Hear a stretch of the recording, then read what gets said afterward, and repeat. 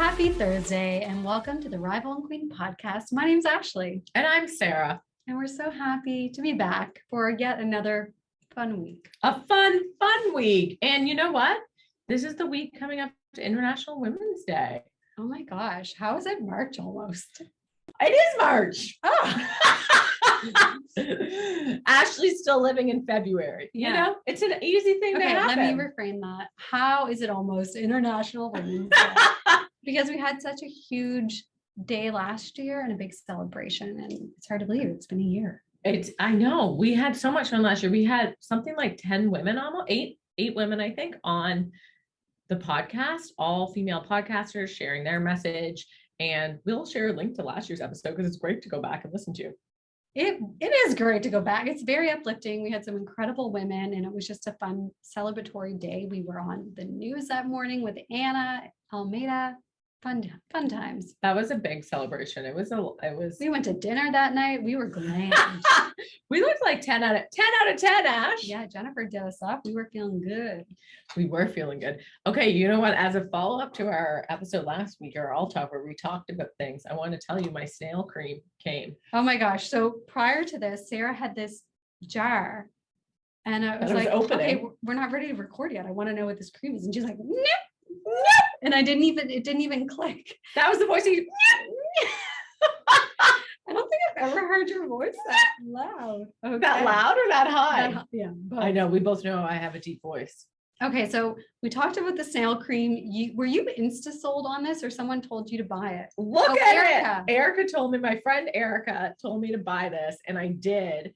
And it's literally, the ingredients are like snail filtrate. That's what this is, which I assume is just like the slime that's left. Oh no, snail secretion filtrate, also known as mucin, I think. This cream helps naturally create the appealing glow of healthy skin. So it's have you tried it yet? No, I wanted to bring it on and try it with you. And I wanted you to try it with me. So I want to know if any of our audience listeners have been using snail cream themselves. Can I smell it? Oh, okay. It's unscented, so that's a plus. Oh, that's good. It does look like, given that today's conversation, I'm going to talk about this. It does look like sperm. Looks like semen. You're right. It does. It looks like semen. And yes, we are women who have experienced directly the appearance and the texture of semen. We've seen semen. We're trying to be more sexual in our conversation. We're stepping into our sexual empowerment today because we've got the snail cream, but we also have a very special guest today, Dr. Meredith Ralston, and she's on today talking to us about the unfinished sexual revolution. So we thought we would just lean into our sexuality and very fitting since you brought up International Women's Day is coming up because there is a huge divide kind of between men and women and how it's not equal. It's still not equal. It hasn't been equal. It's not equal. And that this is sort of the whole concept of the unfinished sexual revolution that, you know, there is still this sexual double standard. I think for women, there has been little to no focus on learning about our own sexual pleasure. And one of the things that we talked about at the end of the episode is that the Goop episode by Gwyneth Paltrow, where they talk about women's sexual pleasure and they talk about the clitoris and they show you something like 30 vaginas on the screen. Yeah, they give you a bit of a warning and say that to kind of help you normalize and understand that what you have and what your kind of assumption to what other people have, what your body looks like, they're all different. Just like we have different faces, we have different shapes, we have different hair. Your vagina also looks different. You see in pornography or any kind of explicit, let's say movies, things like that, you don't really see a lot of women's vaginas. No. And any you do see typically in pornographic things are altered. I didn't know that until you told me that. Mm-hmm. Yeah, I didn't know that.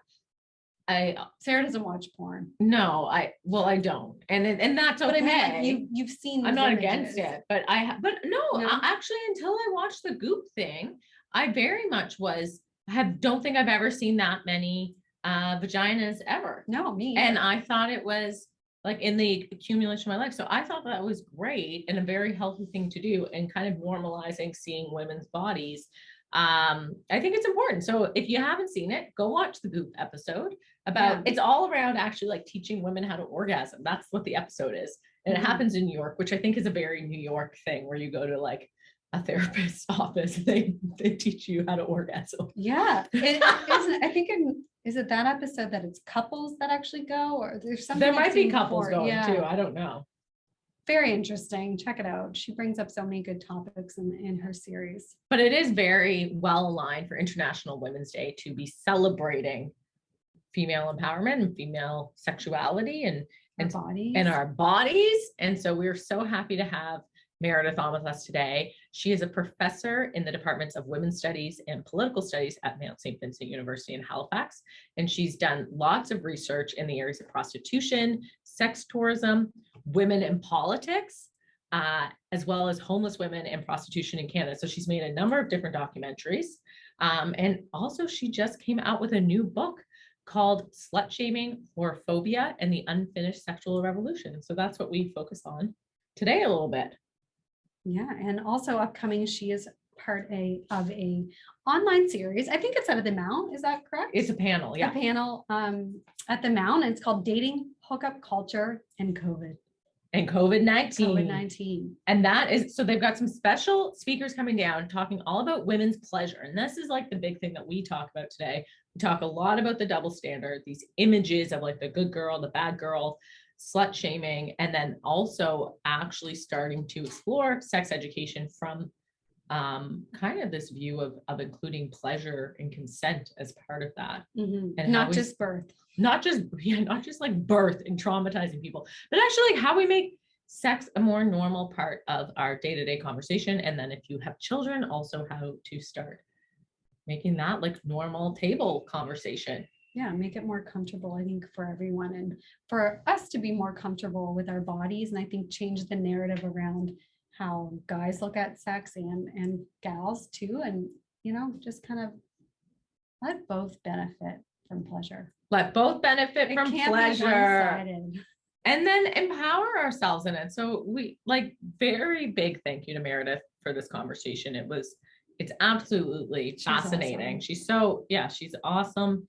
And it's kind of eye-opening, but also shows us, you know, hopefully it'll bring to mind some things for everyone listening to this, just like areas, either experiences you've had or areas in your own life where you can kind of think differently about things. Yeah, and if there's anything you'd like to talk further, reach out to Sarah and us. We kind of share some of our experiences, like, you know, not traumatic experiences, but things that really are ingrained in our mind. And I'm sure that other young women or men can relate to kind of having these feelings, which is interesting. Yeah, definitely. And if you're looking for something to do on International Women's Day, we're sharing the link in the show notes about the panel that Dr. Meredith is arranging. So you could attend that and learn all. We'll do that. We'll definitely be there and learn all about pleasure. We're into it. And if you want to connect with Meredith, you absolutely can. Her website is meredithralston.com. That's in the show notes. And you can get her book kind of anywhere online or at a few different bookstores in Halifax, Venus Envy, The Bookmark. And again, that's Slut Shaming, Whorephobia, and the Unfinished Sexual Revolution. All right, let's dive in. It's such an interesting conversation. So stick around. So Sarah and I have covered a lot of different topics over the last few years, but we really haven't created a lot of space to talk about women's sexuality and kind of the double standards between men and women, especially when it comes to pleasure. So we are delighted to have Dr. Meredith Ralston here with us today to discuss the pleasure gap and her book, Slut Shaming, Whorephobia, and the Unfinished Sexual Revolution. So welcome, Meredith. Hi, thanks for having me. I'm really glad to be here. We're so happy to have you and so excited to chat with you today. Like since we met you originally, you opened our eyes to this concept of the pleasure gap, I think. And we've been just looking forward to this conversation so much. So thank you. Yeah, glad to be here. So I guess just Meredith, do you want to start by telling us a little bit about your background and then we can get into this concept of the unfinished sexual revolution? It sounds so fun. Not like fun, but it sounds like, I'm like want to get into it. Yeah, my grandmother always used to say, why can't you, study something I could tell my friends about? And basically it's a funny thing about me getting into this subject matter myself, but it actually came about because I'm also a filmmaker, and I've done maybe 6 films in the last 6 years, and they've all been they've been on 3 very different topics. So the first 2 I did were on the UN and women, so the Women's Conference on Women. And I didn't know anything about filmmaking. I'm an academic. My degrees are all in political science or international relations. I have no film background at all. But I just loved the process so much that it inspired me to do more of that work. And it's also because as you know, with your podcast, you reach so many more people than writing a journal article or an academic journal article or whatever. And it's also, I always tell my students, if you can, even if you've never done something before, even if you have something that you want to do that's creative, you can do it. If I can do it, you can do it. Mm-hmm. So those were 2. So I learned a little bit in that process, but, I didn't know anything about it. And then luckily, like the National Film Board of Canada, I really have to shout out to them. I'd never done anything except these 2 little projects where I'd gotten money through Status of Women Canada, mainly I think because I'm an academic. The film board, at that point, that would be 20 years ago, had what was it called? Filmmaker Assistance Program. And they were marvelous with someone. I had the academic background. These were 2 films on women in politics. So that's my other research area. And so it was Alexa McDonough, who you probably have heard of, and Mary Clancy, and it was their election campaign. And we used that film, we used the election campaign to show all the barriers that there are to women in politics. And so they were wonderful. I mean, so then I had a professional camera person, sound, edit. So I really did learn quite a bit from that. Anyway, but how I got into this other area was because I had a project in the Philippines. A colleague of mine who was of Filipino descent, and I wanted to do a project together. And we'd done our PhDs together. And I had worked at Adsum House, which is a shelter for homeless women here in the city that you've probably heard of. And many of those women who were at the shelter did sex work as a part-time job, essentially. So anyway, I wanted to combine the work I was doing with sex workers with her work in the Philippines. And we didn't know it at the time, but there's a huge sex tourism industry in the Philippines. So we got quite a bit of funding to do that, a 5-year project to look at the state of these young women. It was not good. And so it gave me a very negative view of prostitution and sex tourism. That film, what came out of that was called Hope in Heaven. And that did very, very well. Mainly, I think, because I got Kiefer Sutherland, who some people have never heard of now, but he was a big actor, in the 10, 12 years ago. He was on 24. And so he really just elevated that film. And it did well, but it's a very negative view of sex work because we're dealing with very young girls in the Philippines in these bars. Yeah. And then after that film came out, different groups said to me, there's another way to look at this. There's another way to look at this in terms of female sexual empowerment, not in the context of what I was dealing with in the Philippines, but women who have made a choice who are escorts. So long story short, I met many of these women in the States, did a film on that context.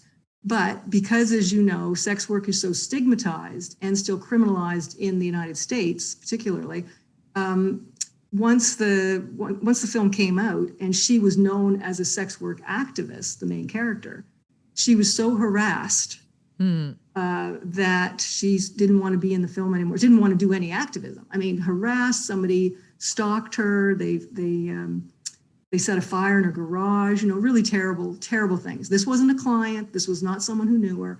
It was somebody who had seen her stuff online and, went berserk.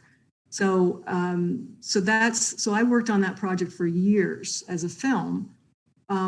Mainly, I think because I didn't really want to believe what the women were telling me, in a sense. And so it took me a long time to finish the film. Once that was done, and I knew it had gone to film festivals, but I could not broadcast it. Just in good conscience, I said, I can't broadcast this.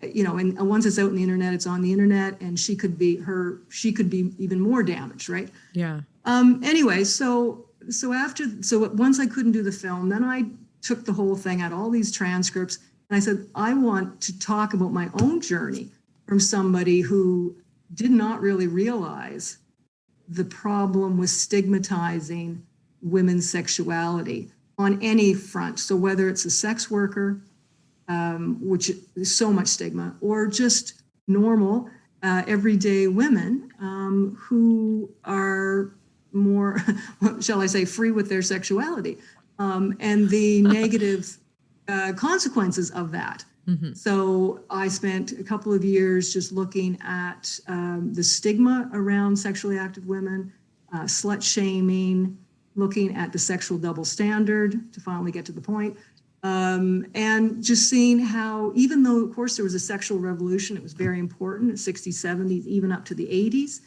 we're nowhere near done. That there is still such a shaming of women's bodies. There's such a shaming of women's sexuality. And really, the sexual double standard is what I would say is the key to that. The sexual double standard and the dichotomy between the so-called good girl and bad girl. So it's the sexual double standard between men and women, and then the good girl, bad girl between women themselves. Maybe I should just stop and let you jump in there. No, I think you bring up two really great points. And one of the things that I just want to ask, based on kind of the story when you were working with the sex workers in the US, what was the piece that took you so long to kind of understand? Was it just that you couldn't understand that they found value in the work that they were doing, or that they felt empowerment in that work? Was that sort of the thing that you were struggling with? I think both, yes. So one, that they could enjoy it or get empowerment out of it. So that kind of blew my mind, literally blew my mind. But the other thing that took me a long time to make the connection was, if we are, the stigma around it, the stigma around sex work is also related to the stigma around women who are sexually active. So it was that. So if you talk to somebody who's anti-prostitution, a feminist who is an anti-prostitution, they will say this is the epitome of exploitation of women, right? And in certain cases, they're absolutely correct. I mean, I don't mean prostitution or sex work as an institution, but in depending on the context, or depending on where you are in sex work, that could be true.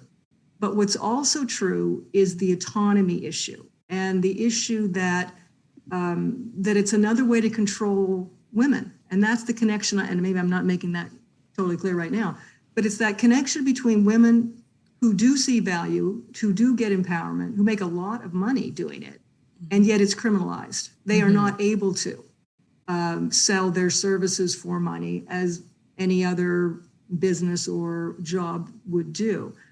Sometimes in the guise of, let's protect the women. True, but mostly it's a moral issue. This is not something you should be doing.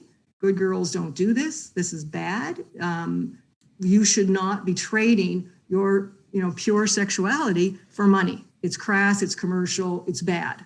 Right. And then that's when I went, oh, well, one, I didn't really quite realize like how much of a good girl I was, and yet how much, I was invested in that, oddly. I mean, of course, it's obvious when I think about it, but and how horrifying the idea of being a so-called bad girl is to a lot of people. And definitely thinking back to my own high school years, to university, there was still a lot of stigma, and that's a long time ago, a different generation. But from what I can understand from the young women I teach, not a heck of a lot has changed. I mean, there's certainly been a lot more sexual activity, obviously, much more sexual activity. there isn't the same kind of valorization of the virgin anymore in most, in at least the Western context. But in certain ways, it's almost worse than it was in my day, the good girl, bad girl, because you've got the cyberbullying, you've got social media. When something happens, when something bad happens, the slut shaming is not just localized in your little school. It could go wide. So there's a lot of detrimental impacts on that. And that good girl, bad girl has morphed into another yuckiness about, so the good girl, bad girl, good girl, it's almost worse to be like a prude now than to be a bad girl. And, you know, there's a certain, what's the word? There's a pressure. There's a pressure to be something that perhaps young women are not ready to be. And we, you know, could talk about porn. Maybe we don't need to go there right now, but, you know, there's a lot of issues with just the access to some pornography that a lot of young people are accessing at a very young age.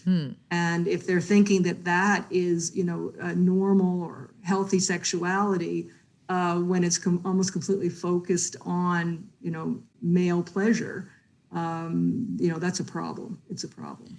And it's so interesting too, because since we were teenagers and going into university, like not much has changed. I think you're right. Social media has made it worse to kind of slut shame people or air people's laundry. But I just am still sitting here so amazed that the double standard is still there, and how it's like more of a sense of pride for some men versus women to kind of carry like how many sexual partners they have had or how deviant they are. But for women, it's still like so judgmental. Well, I think to Meredith's point, it's like we have these roles that we sort of accept for, or we try to bucket women into roles. I definitely don't feel it as much in this stage of my life, but certainly when we were in high school and university, definitely like those were concepts that you could associate, or labels that were always kind of like pinned to people. Yeah, that's so interesting. And we hold on to them. Yeah. Yeah. And it's still there today. So again, these young women that I'm teaching between 18 and 22, basically, they know exactly. I always hope that this will be the year that nobody will know what it means to be slut shamed, or they won't know what the sexual double standard is. But they all do. I mean, and so I think about that, and I wrote about that a little bit. Where does that come from? Like, why is it that for men, it's seen, they're congratulated? I mean, it's a big part of the masculinity is sexual conquest or having as many sexual partners as you can. And yet the young women know that, it's not acceptable for us. They may be doing it, of course. It's not, they're not having sex because of it, but they know the consequences are different. And it's something that they either have to hide or there's embarrassment about it, but it's not about the congratulations. Do you have any, I mean, what do you think about that? I'm always curious, like, why do people think that is? So, go ahead. No. I was just going to say, something's coming to mind. It's a reality show I watch about like love. But it just like dawned on me. They were discussing one night, they were sharing their stories about like how many partners they've been with in one night. Yeah. And it's a group of guys. I know. And there were more than you'd want to know.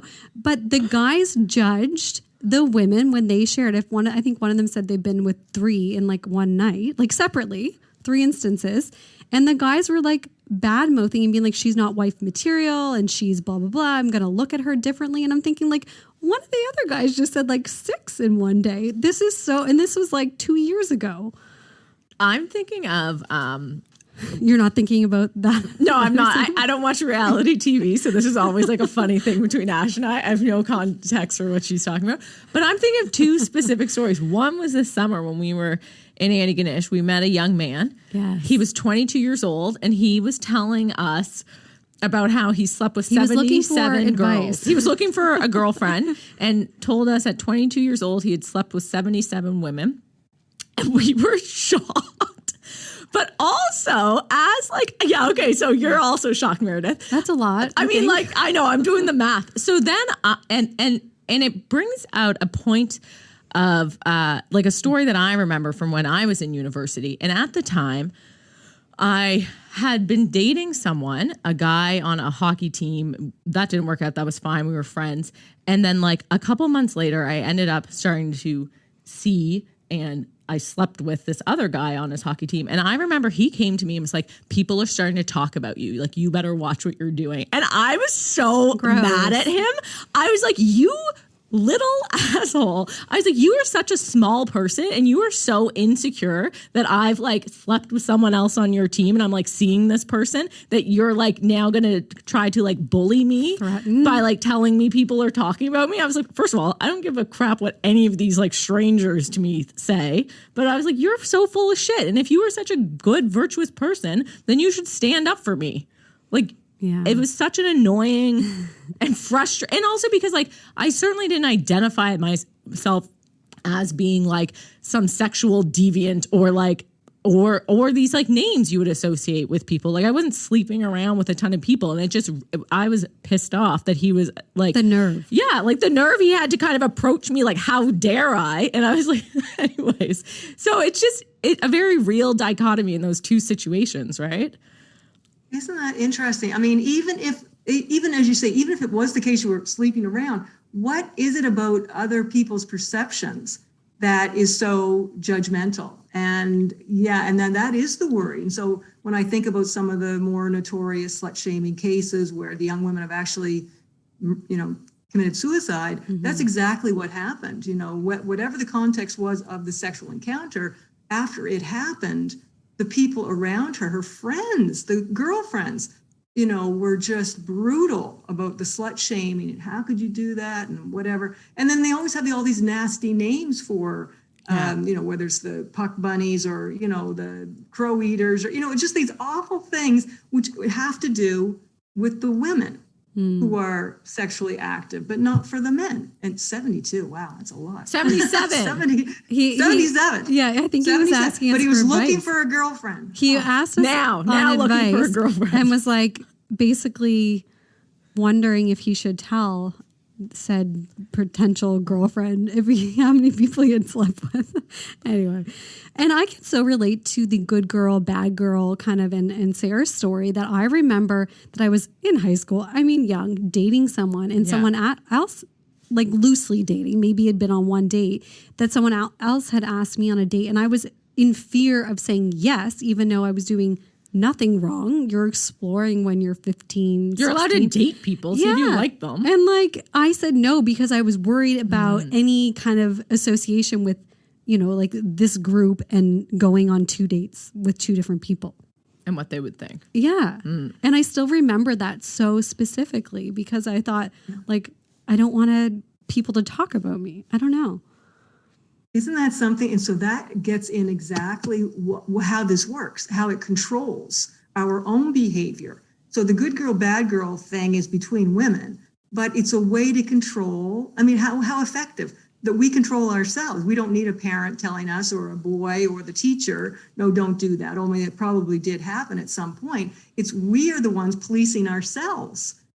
Because we know what the consequences would be. That's such an interesting story. But then you think about, okay, where did that come from? Is it because you saw someone else being treated badly? Maybe. Whether it's because we were shamed as younger kids and, you just know though. I mean, even if you can't remember where it came from, we know there are going to be, consequences for that kind of thing. And then we police ourselves.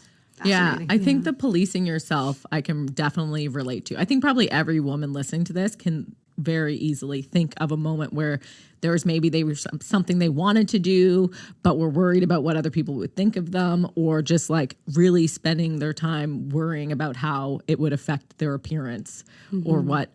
Yeah, I think we can all point to kind of like a moment in our history, whether it's with dating or some sort of like sexual interaction, whatever, where there's that hesitancy because of what will people say about me? Crazy. Yeah. And that was well before social media was what it is today. You know what I mean? Like that, I can't even imagine the shaming and the bullying and the just horribleness to other people. So where does this come from then, Meredith? Like obviously evolutionary, like when we look back at the evolution of men and women, like women, back in the 20s, 30s, 40s, 50s, you know, you had to be quite covered up and quite, you know, not sexual. Traditional. Okay. So is this a result of like evolution, or what are some of the other factors that are at play here?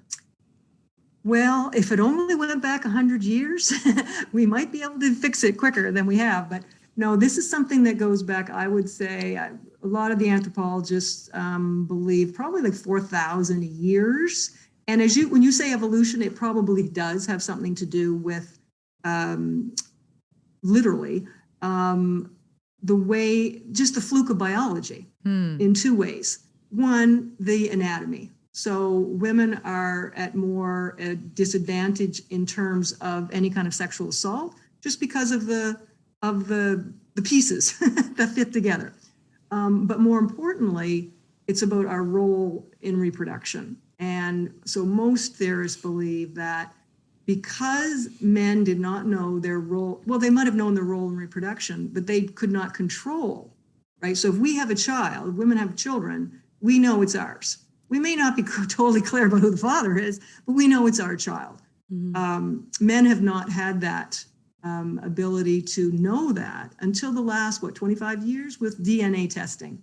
And so if you look at philosophy, you look at history, you look at different legal codes 4,000 years ago, the development of inheritance laws, you know, what do you do with your stuff when you die?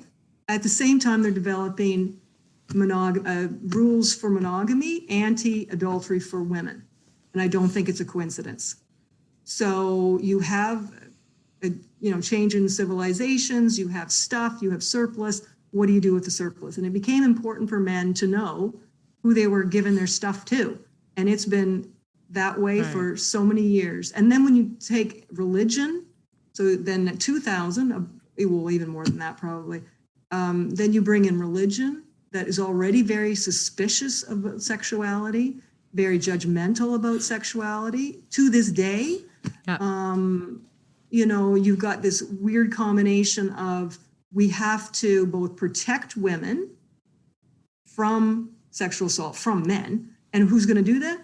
Other men. So this kind of trade-off between marriage laws, anti-adultery laws, all having to do with the same thing. And so the only way, if you think about it, the only way a man can know that that child is his own is by being pretty sure who his partner is sleeping with. And if he can't control that, then there will be some doubt. So that's where, so you get laws around chastity, the use of chastity belts, FGM cutting, all these things having to do with controlling women's sexuality, to control their reproduction. That makes sense. And to control the doubts of men. I mean, it's interesting whether that's, I'm sure there's so many factors, but that's like a really interesting lens to look at least some aspect of controlling women's sexuality.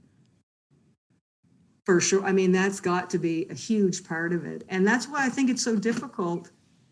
If you look at how socialization works and who does the socializing, in most cultures, it's still women. Mm-hmm. And a lot of that socialization, a lot of all that control, unfortunately, is done through mothers. Not always, but they know. I mean, mothers know, grandmothers know that in order for women to be treated respectfully, they have to do certain things. Now I'm talking more like 1950s, 60s. Mm-hmm. Now we're coming up in time. But and just think about how terribly unwed mothers were treated until not that long ago, when you had more celebrities who were having children without being married, and then it becomes kind of cool or more acceptable than it was before. But there were homes for unwed. In Halifax, just terrible conditions, and the shame on the family. So again, and this is in a lot of different cultures, that the woman's behavior for bad brings shame to the whole family. So those are things that are really, really difficult. I wouldn't say encoded in the body, but so even though we know rationally, well, that's ridiculous. Why would it make a difference for this guy to have 10 sexual encounters on the weekend, and that's okay, and yay for him, and a woman does it 10, that's kind of, because there's something people think there's something obscene or not great about female sexuality. That's what it comes down to. There's this worry about female sexuality, I think. I think that's partly it. Yeah, it's so crazy. And so as you're speaking, Meredith, I'm thinking, how do we try and change this? Obviously, it's not something that's going to happen overnight, but what can we do to kind of like help change the narrative around like women's sexuality versus men's? Yeah. Well, I think, like, luckily, I do think it's getting better in certain ways. I mean, at least with more women coming forward with bad experiences with sexuality, let alone sexual assault, I think more people are willing to talk about it. But for me, it really comes down to pretty explicit sex education. And that's where people get really nervous. Because if you look at most sex ed classes, and again, I talk to my students every year, has this changed? You've just come out of high school. What kind of sex ed did you get? Now, it depends where they come from, but almost to a person, they separate out the boys and girls still. The girls get some education about how to manage their periods. They all get usually like a video on, a live birth. Yep. Which must be. I remember that was scary. Like grade 8 science class. I feel like that's meant to scare you. Yeah. They do it on purpose. I'm sure they do that on purpose. So that as you say, grade 8, holy moly, that is gross. I think it's a way. I think totally it's a way to scare women about being pregnant. Oh, yeah. Totally. It's also crazy that they separate the men and the women, or the girls and the boys, because there's so much value in learning about someone else's, like how someone else's sexuality, their body, all of those things, their systems work. Exactly. But the thing is, and that's the key point, they're not doing it for the girls. So The girls would tell me they learn about the penis and the wet dreams and how to put on a condom, on a banana or something. But nothing about their own bodies. So I always ask, when did you learn about the clitoris? That's done deliberately as well, because what's the clitoris for?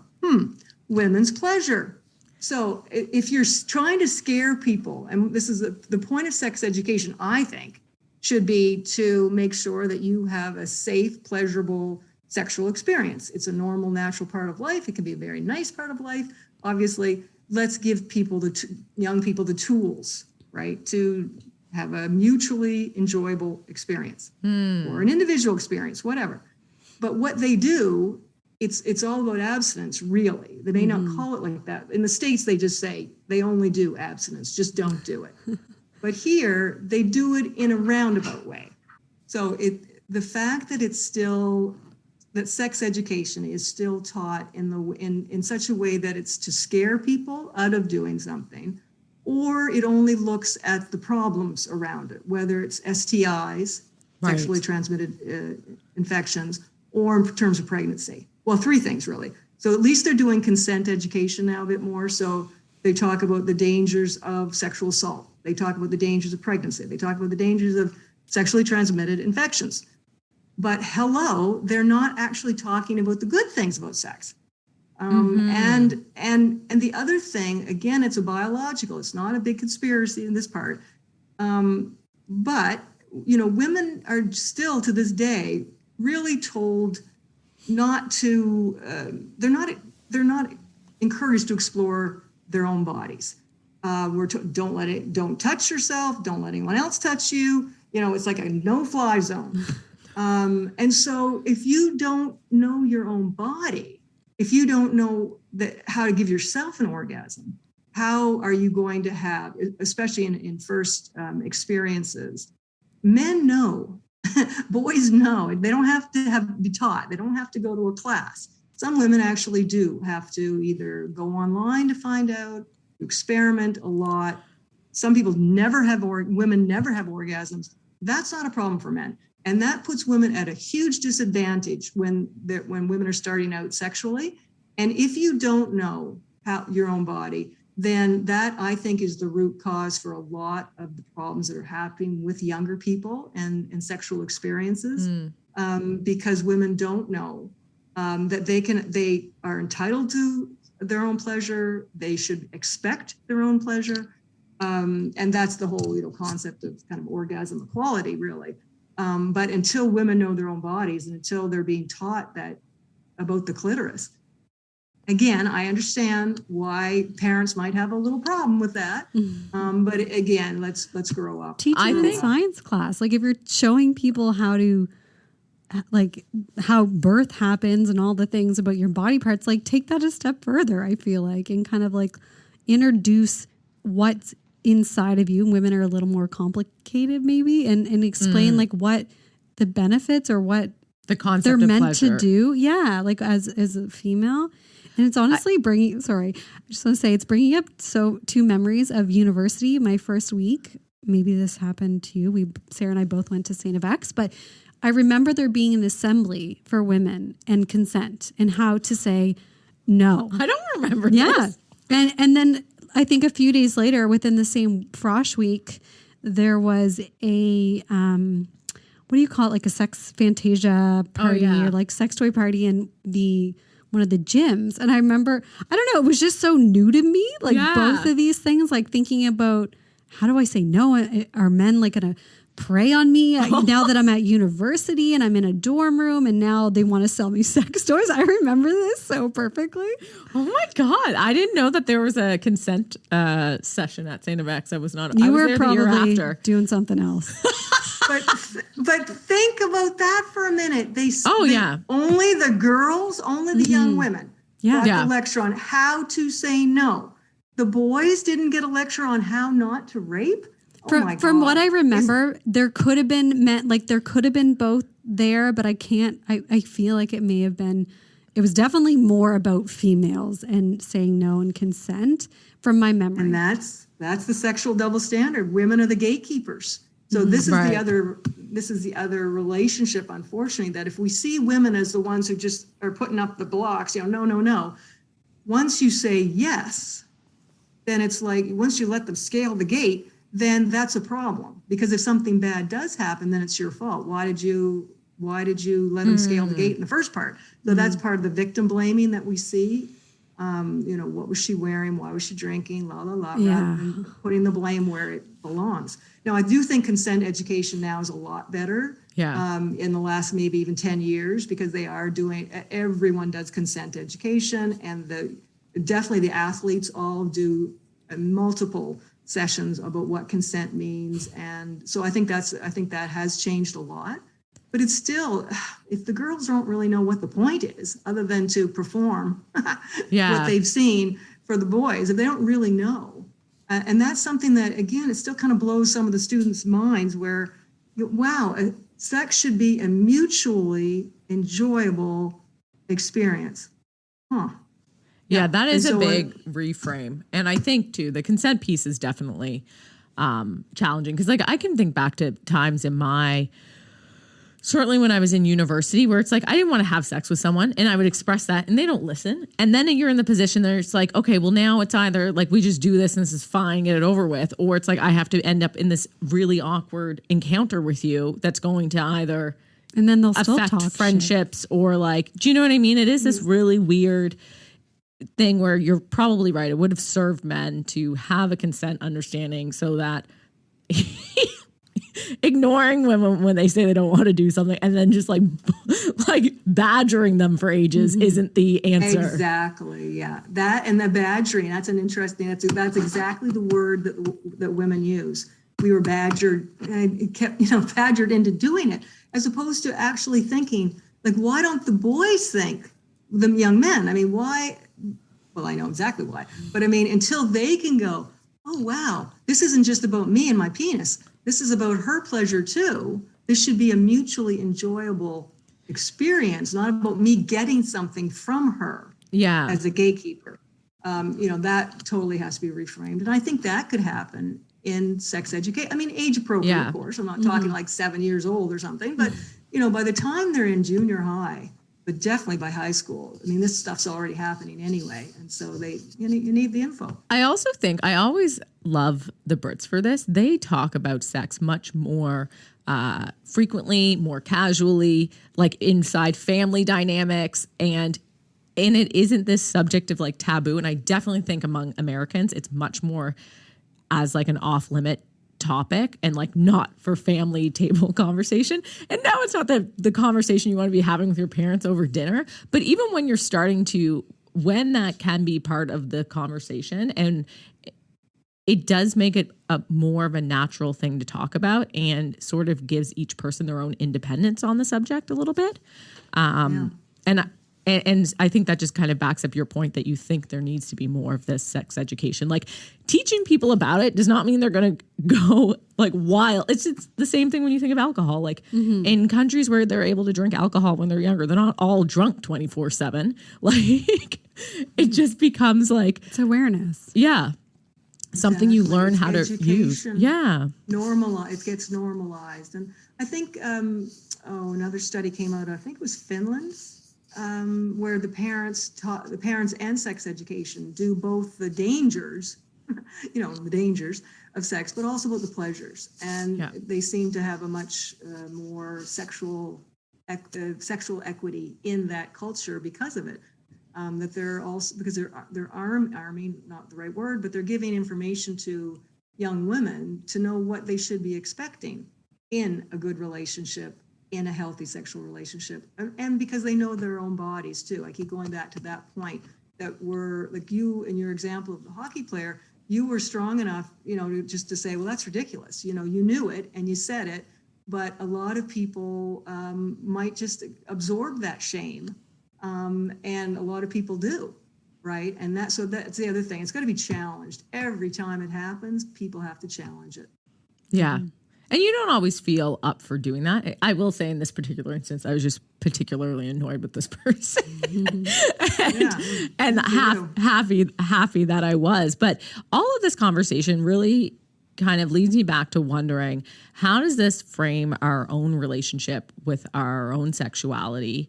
And how do we get comfortable starting to kind of explore our bodies from the standpoint of pleasure and acceptance? Well, a lot of people are doing more and more. So if you look at things like the Venus Envy, they're doing a lot of great work with sexual empowerment for women. And I just want this, what I'm wearing right now. Can you see what I'm wearing? Yeah. Mm-hmm. This is from Venus Envy. It's a vibrator. A necklace vibrator? A pendant. It's the most amazing vibrator. I love this. Anyway, but the point here is, sorry, now I'm going to turn it off. Don't Now get it's starting to excited. thump. Okay, anyway. So this is it's a woman designer who has done some necklaces, as kind of a talking point, but also to try to normalize. So, the sex toys don't have to be humongous phalluses, and that come out of, the sex toys came out of sort of joke stuff. But now it's much more, there are a lot more women involved in designing sex toys for women, recognizing how important the clitoris is. And there's courses, there are classes that you can take. Because some women, really do have to learn a bit more about their bodies, how it works.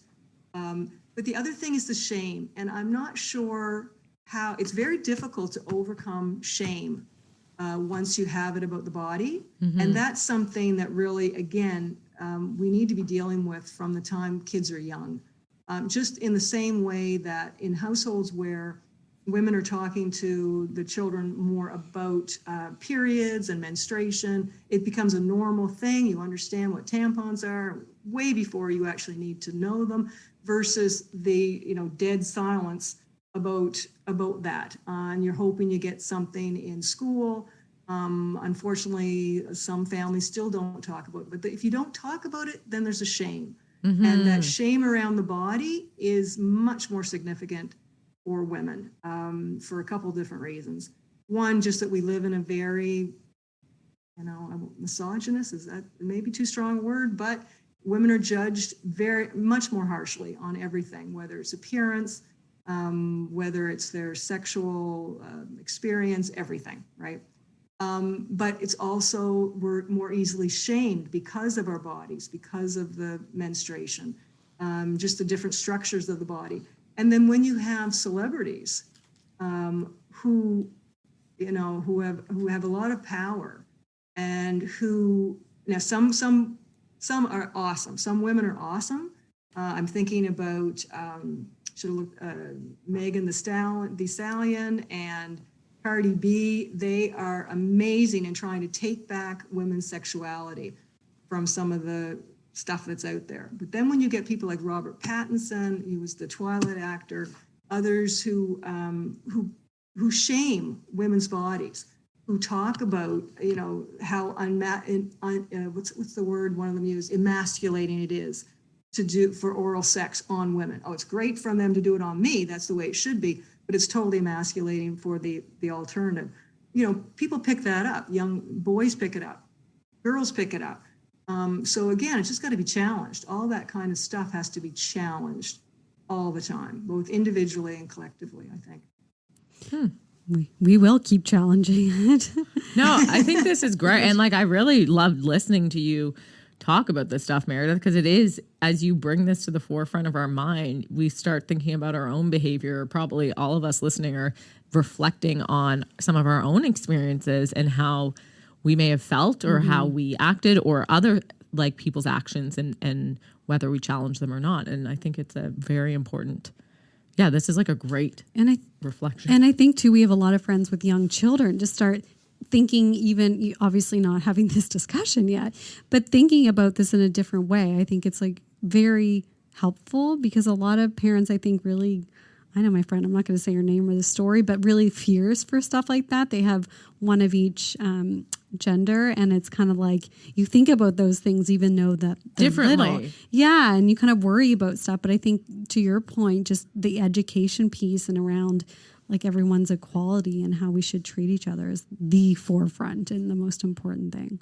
And getting comfortable with our bodies and how everyone's bodies We're work. going to start bringing up sex, Sarah, with our friends and our parents. Well, do you know what? I really, when we were talking about this, and we can talk about this a bit more another time, Ash, but I am reminded of the Goop episode where they showed something like 30 vaginas or labias at the end because, and honestly, as you were talking, Meredith, what I was thinking is that is the only time I've probably seen the female body so broadly, right? Because in my never growing up were we shown naked women.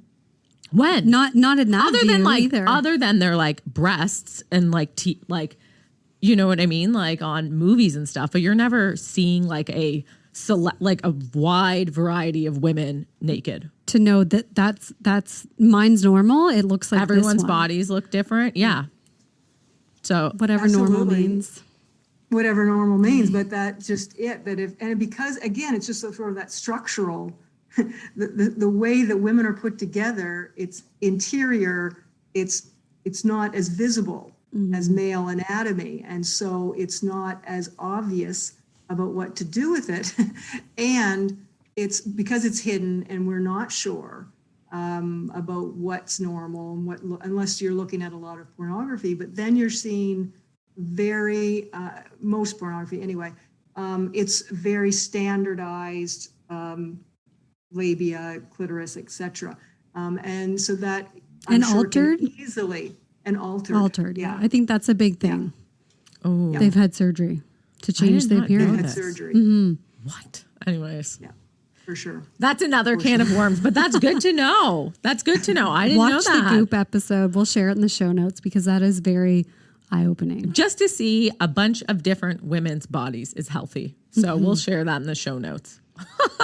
Meredith, That's a great idea. Oh, sorry, go ahead. No. This has been very educational and uplifting to talk to you about this. I know I don't know if that's the natural response to it, but honestly, I feel like I really have enjoyed this conversation and I think it's important, and we're very grateful that you're sharing this with us, but also for the work that you're doing. So thank you. thank you for getting it out there. And it'd be interesting to see what kind of response you get, because it's mixed. I mean, some women and men will be like, yeah, that's right. We got to work on this. That's important. Other people, even friends of mine, like, oh, it's like, ew, Don't just go why? there. Why, Meredith? Why? It's icky. So I do challenge it, but that's a tough one. How do you change those attitudes that are so long standing? It's tough. It's important in any, in any realm to have conversations that make everyone feel uncomfortable. A little I feel uncomfortable. Like this is another topic.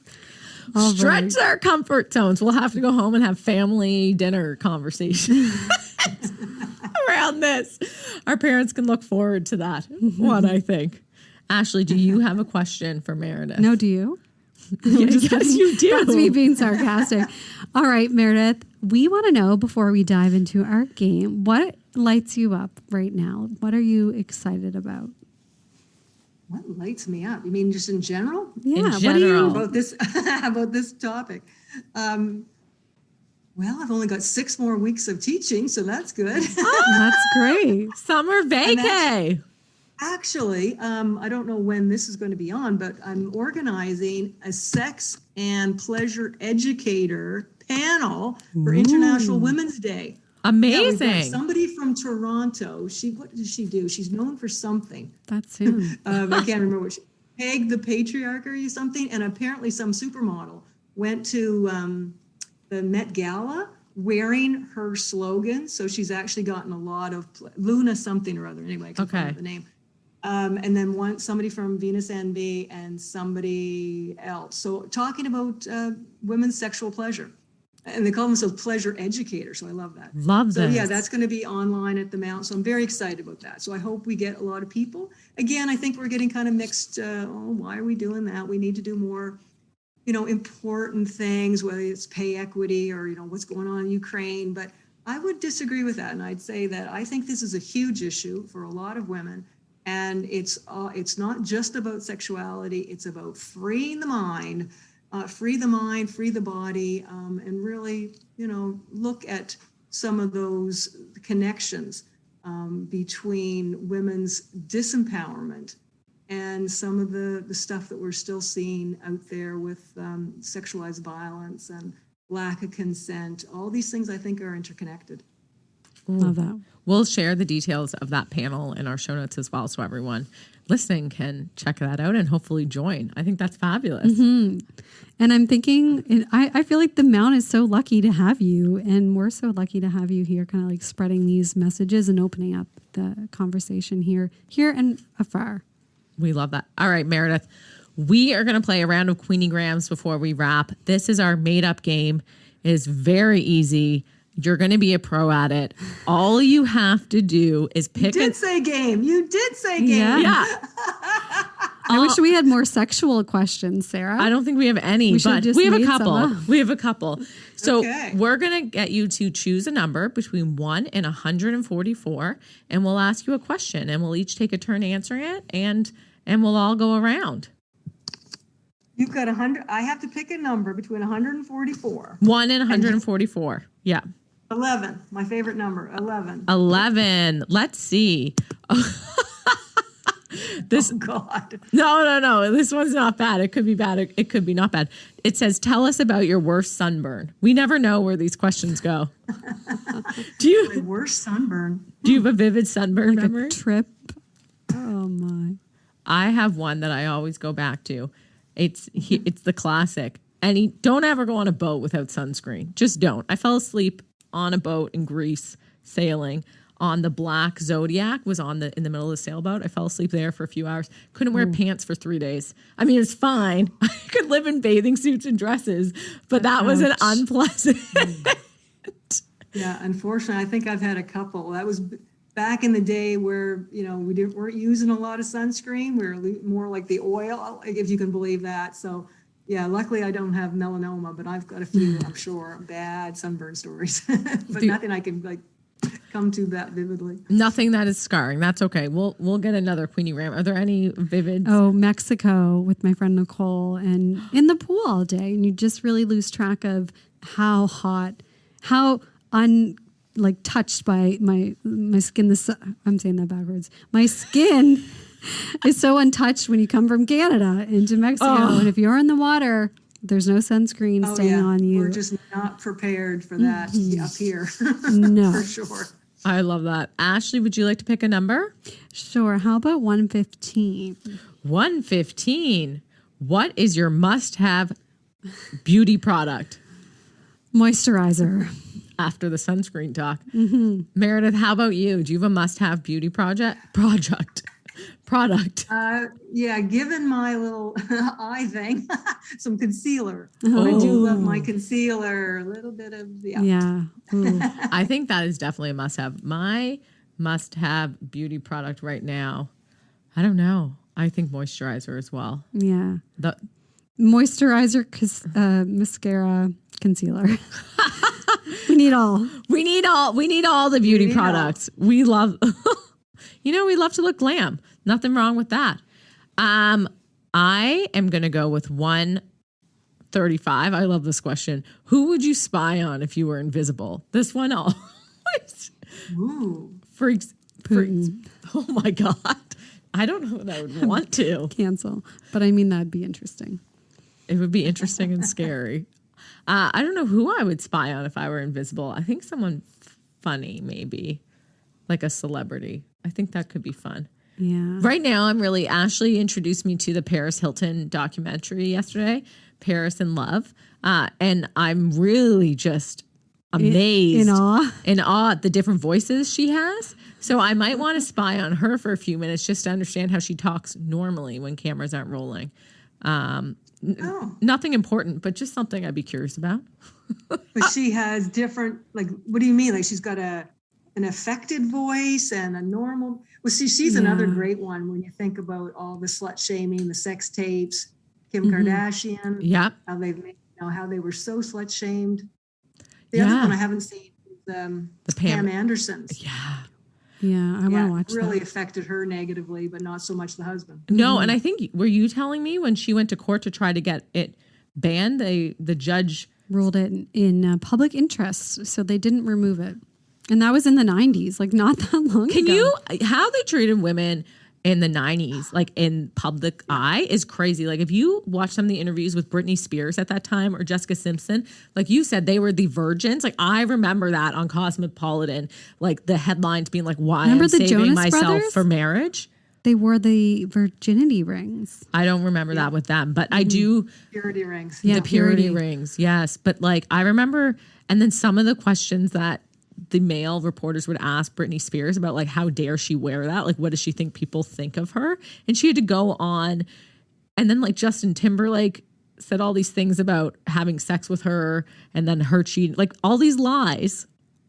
And it was the fact that she became tainted because she had given up her virginity. It was such a weird, people are so weird then, and they still are, I guess, but it was really evident when you look back not so long ago. Yeah. Yeah. That they lost their good girl privilege. Yes. Who would you want to spy on, Meredith? I was going to say some Putin, but let's not go there. I kind of whispered that at the beginning. Too. I was like, just what the hell is going on in that demented man's mind? But there's toxic masculinity, which is going to kill us all. But yeah.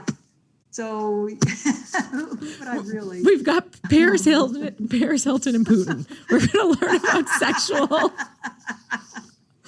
toxic masculinity. Yeah. I don't know who. I'm going to say someone, Georgina. I don't know how to pronounce her last name, but she's the partner of Cristiano Ronaldo. Oh. And there's a series about their life, and it's so interesting. And she just has such an interesting life. And they have so many children. I just want to peer in and be like, how do you manage this extravagant life? 5 or 6 kids.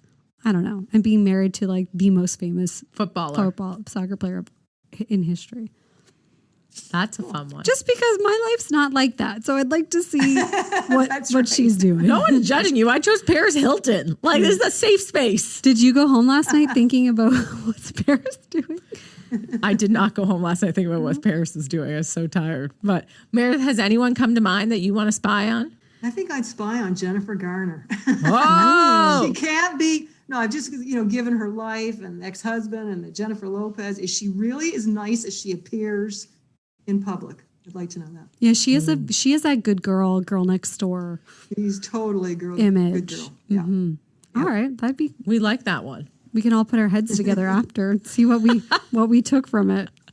Meredith, thank you so much for coming on today with us. We just are so grateful to have this conversation with you. And I feel like I've learned so much and just can't believe, I'm just so grateful for the work that you're doing. So thank you. Oh, thank you. That was fun. That was actually fun. Before we sign off, can you tell us where people can find you online and where they can get your book? Yeah, so either through the Mount website, Mount Saint Vincent University. I have my own website, www.meredithRalston.com. And the book is in chapters. It's in Venus Envy. It's at the Bookmark. You can get it online. It's all over the place. And we'll share the links to that in the show notes as well.